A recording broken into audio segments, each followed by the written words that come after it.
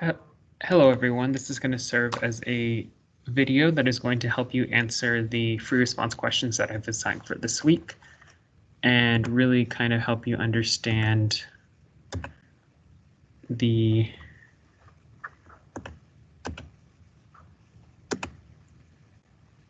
later topics related to governmental intervention and economic surplus of Unit 2. Okay. And so first, we started off with consumer and producer surplus and economic surplus. And we said economic surplus, all this talk about surplus is sort of a measure of social welfare that comes with leaving markets to their own devices.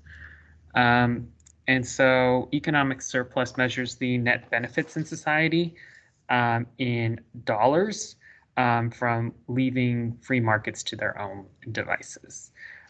So to simplify things, we assume perfectly competitive markets and actors that are acting within their own self-interest in these perfectly competitive markets in this unit. This assumption will become more relevant to you when we talk about in perfectly competitive markets or in Unit 4. Okay. And so here, let me make sure I'm projecting my screen. And I am.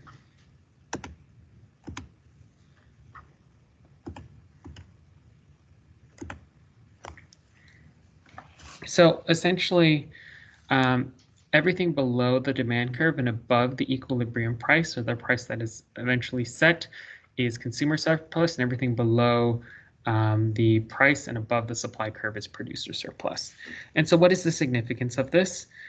So let's say that this is the market for coffee, because I like coffee.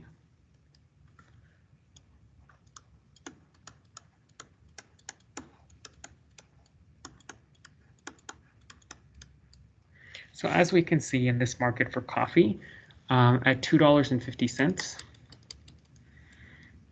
what this shows is that at several points, I'm sorry, that people in this market had valued coffee at a lot higher.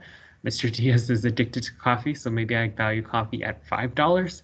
But since we're assuming that this equilibrium price becomes the price set in the market, and every actor in this perfectly competitive market takes the price that is set in the market, I don't have to pay that $5, right? Or let's say that Mr. Diaz is up here and he's willing to pay close to $3 for a cup of coffee. He doesn't have to pay that $3. He gets to pay only $2. And so his surplus would be the dollar that he does not have to pay, right? And so all of this shaded area that I'm going to shade in blue represents the consumer surplus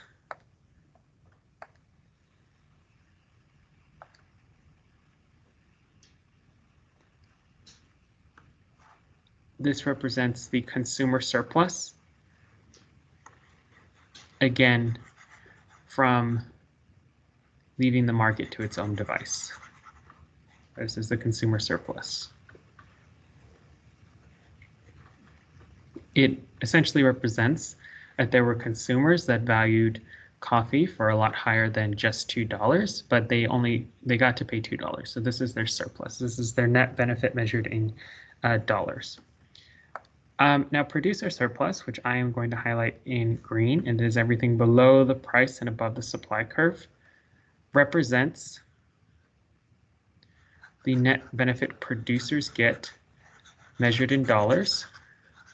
We can actually find this measurement by a simple calculation, base times height divided by 2, right? This is a right triangle. The net benefit measured in dollars from being able to sell this coffee at $2. Because what this represents is that there were producers that were willing to sell this coffee for less at $1.75, at $1.25, but they got to sell it instead for $2. So That's kind of the idea behind producer and consumer surplus. Make sure that I have everything. So free markets are what we call allocatively efficient in the sense that they maximize economic surplus for the most part if there's not a market failure, because consumers and producers will do all the things. They will be, remember we talked about optimal decision making, they will make decisions at the margin, and they will consider costs and benefits of certain actions, and they're going to do everything which maximizes their dollar valued benefits and ensures that their costs do not exceed their dollar valued benefits. And so this price that is set, the intersection of the supply and the demand curve, one way that we can kind of conceptualize this price is we can think about this price that is set as the point where the marginal benefit equals the marginal cost. We talked about thinking of supply curves as marginal costs, this idea that as you increase production of a good or service, you face increasing costs, increasing marginal costs, and demand curves as marginal benefit. We talked about the law of diminishing marginal utility and said that we would expect diminishing marginal utility is one of the reasons why demand curve is downward sloping. But at this point, this point of intersection, marginal benefit equals marginal costs, right? The market is allocatively efficient in the sense that it maximizes producer and consumer surplus. But at these points over here, we would see that marginal cost, right? The marginal cost of producing something exceeds the marginal benefit from that production. If we think of like the supply and demand curve as marginal cost curves and marginal benefit curves, and at this point we would conceptualize this as sort of negative surplus. And so if we leave the market to their own devices, the market is going to create a scenario in which, or the price is going to be at a scenario in which the marginal benefit equals the marginal cost of producing that item. And this is going to maximize surplus for both consumers and producers. If you're a little lost of what I said, I'll include a Khan Academy video in the description. But for right now, just know that producer and consumer surplus and economic surplus is an important measure for social welfare and allows us to determine who gets hurt or benefits from governmental interventions. And so we talked about types of governmental interventions, various different types of governmental interventions, and we talked about price floors and price ceilings.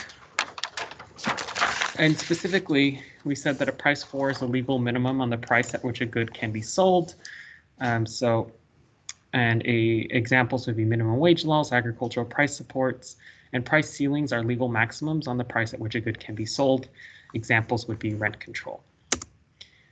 And so we talked about rent control a little bit, and we said that for a price ceiling to be binding or to actually alter the equilibrium, and some of us conceptualize this as disturbing the balance to the force, it would need to be below the equilibrium market clearing price.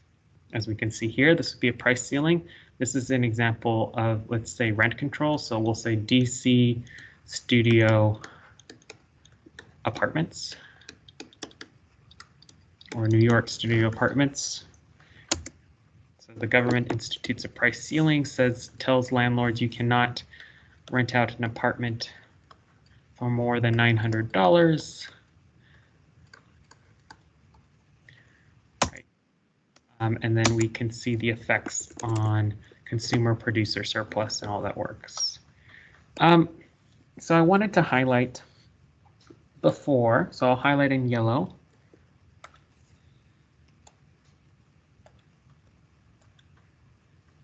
The consumer surplus, you can see right here, the consumer surplus before the price ceiling is imposed.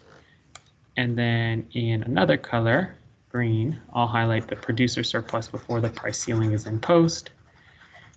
And then effectively what the price ceiling does, it creates a scenario in which the new consumer surplus, which is represented in blue, you can see the consumer surplus extends. It seems to get a little bit larger, and the producer surplus is reduced to this triangle because it's everything above the supply curve and below the price, and the consumer surplus is everything below the demand curve but above the new price.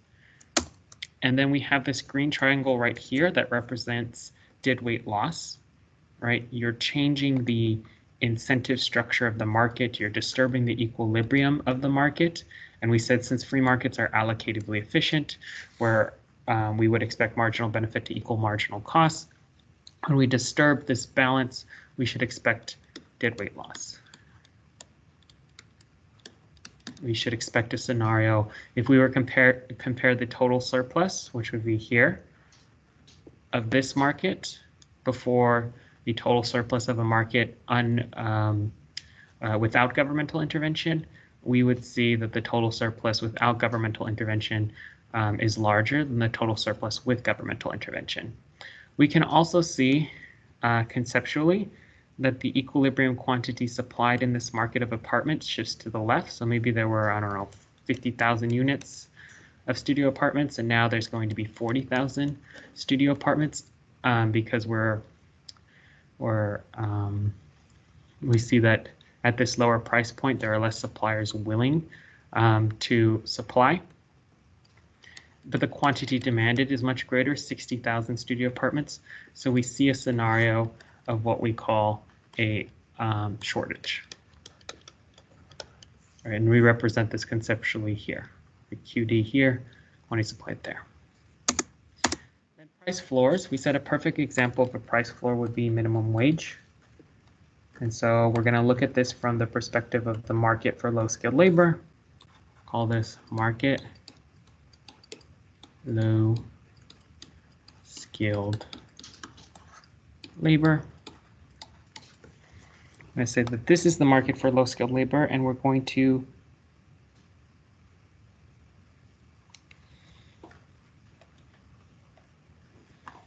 see that the demanders in this market, and this is a bit counterintuitive, but I said that it's important that we understand this. The demanders in this market are going to actually be the businesses, right? They're the ones that are demanding low-skilled labor. And the producers in this market are going to be the workers. It's a bit counterintuitive because sometimes we think of the businesses as suppliers, but in the market for low-skilled labor, where people are selling their labor, the workers are the suppliers. Okay. And so right now we can assume equilibrium wage is $7. In the news, there's talk about installing a price floor effectively in the market for low-skilled labor at $15 an hour, a federal price floor in the market for low-skilled labor. And then conceptually, this allows us to see what we should expect to happen to producer and consumer surplus. So we can see here before producer surplus, or the kind of social benefit measured in dollars of workers, used to be this whole right triangle. Now we see that there's efficiency loss, right? There's deadweight loss because before the market was allocatively efficient. Now it is no longer allocatively efficient. If you intervene in the market, you disturb the equilibrium, the balance of the force, and so now we have some deadweight loss. We also see, however, that the laborers here, they do gain some economic surplus, right? They gain this area, meaning the ones that got to keep their job gain that economic surplus. And they're producers in this market. And then the businesses, we can see that they lose a lot of surplus benefit. Okay. This doesn't necessarily mean we shouldn't install a minimum wage, right? Because there's a disruption in the allocative efficiency of the free market, or in the efficiency of the free market. You should expect deadweight loss in anytime you intervene in free markets. But this can help us kind of conceptualize the trade-offs inherent in any action. And according to this model, the equilibrium quantity of labors that is exists at the market clearing price would be, I don't know, 50,000 laborers. And now at the quantity demanded, as the wage goes up, we can visualize the loss in employment. Newly unemployed is about 10,000. But there are more laborers that want to enter the market. Maybe there are people that have gave up working, but suddenly see the opportunity costs of not working as too great and want to enter the market because of the $15 wage. So we could see a situation in which we have a surplus. So the previous example, we had a shortage. Now we have a surplus. It's also important to note that price floors are only binding in contrast to price ceilings if they're above the market equilibrium price. If the minimum wage was set below $7, it would have no effect on the economic surplus in the market, because we're assuming that the producers and consumers are price takers and they take the price at $7. Okay. And then in your example, this was the FRQ that I gave you. I said, assume milk is produced and sold in a perfectly competitive market. To help milk producers, the government imposes an effective price floor on milk. As we can see here.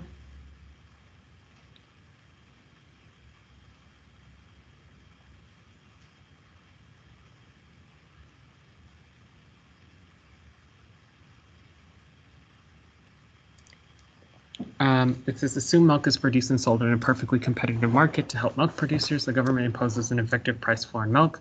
Assume milk producers continue to sell milk only to households after the imposition of the price floor. Draw a correctly labeled graph for the milk market and show the price floor labeled PF and the quantity of milk purchased by households labeled QF. Is the market for milk allocatively efficient after the price floor is imposed? Explain. On your graph for part A, shade the area that represents total producer surplus after the price floor is imposed. So I'm going to do this with you, and then I'm probably going to have to pause the video because it looks like I have a meeting. But here, see demand and supply. And we said that price floors are only effective if they're instituted above the equilibrium price. So this is going to be the price floor in our market, and this would be the original price that we have at this market, and then quantity, or the equilibrium quantity, equilibrium price, and this would be the price floor of our new market. Okay, is the market for milk allocatively efficient after the price floor is imposed? No. Anytime you have governmental intervention, and let's assume that the price floor that we're imposing is above the market equilibrium rate. If we have if the price floor that we impose is below the market equilibrium rate, I don't know that it specifies. If it's below the market equilibrium rate, then it wouldn't be effective, or the market for milk would still be allocatively efficient, but because it's above the market equilibrium rate, no, right? Because we can see already that we're going to get deadweight loss. We're going to get a drop in quantity. We're going to disrupt the balance of the force, so to speak. We're going to get a drop in quantity demanded for milk, and there's going to be an increase in quantity supplied for milk at this higher price point, right? So we're going to end up with a surplus. We do see deadweight loss, and then at this price point, PF, okay, and then it says on your graph for part A, shade the area that represents the total producer surplus after the price floor is imposed. So total producer surplus after the price floor is imposed. We're going to see it everything below the, or I'm sorry, above the supply curve. So we can see right here, below the price, we can't shade the deadweight loss because that's what's lost due to allocative efficiency. Okay. Assume the absolute value of the price elasticity for demand is good. So remember, this requires some knowledge about elasticities, and this is the little chart that you're going to just have to memorize. At 1, we say a good is unit elastic. From 1 to infinity, we say good is elastic. And then from 0, this is perfectly inelastic. And then from 0 to 1 is inelastic.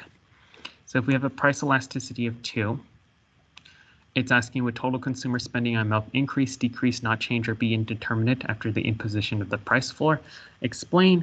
Well, so we know that it's an elastic good, and we also know the relationship between total revenue and elasticities. So we know that an elastic good is symbolic of something that is hypersensitive to price. Oh, I think I'm going to have to go to the meeting.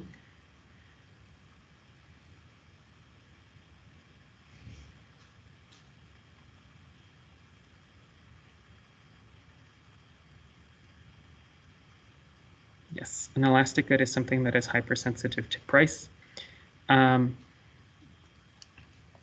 so therefore, we would expect an increase in price, or the percentage decrease in quantity demanded, because there's a negative relationship between price and quantity demanded, to dramatically or to be greater than the percentage increase in price. And so therefore, as the price is artificially inflated of this elastic good, we'd expect the total revenue to go down. So you got to find a way to put that into words in D. And then for E, assume the price floor for the milk market caused the equilibrium price of eggs, a related consumption good, to increase. So you can draw that graph by yourself. But if the price of eggs is increasing, it's probably because the demand curve for eggs shifted to the right. And that's probably because people left the milk market and went to the market for eggs, maybe to use in their cakes or stuff like that, because eggs are a substitute for milk. Okay, I'm going to go ahead and leave you there. And then I'm going to have to create another video for the other parts.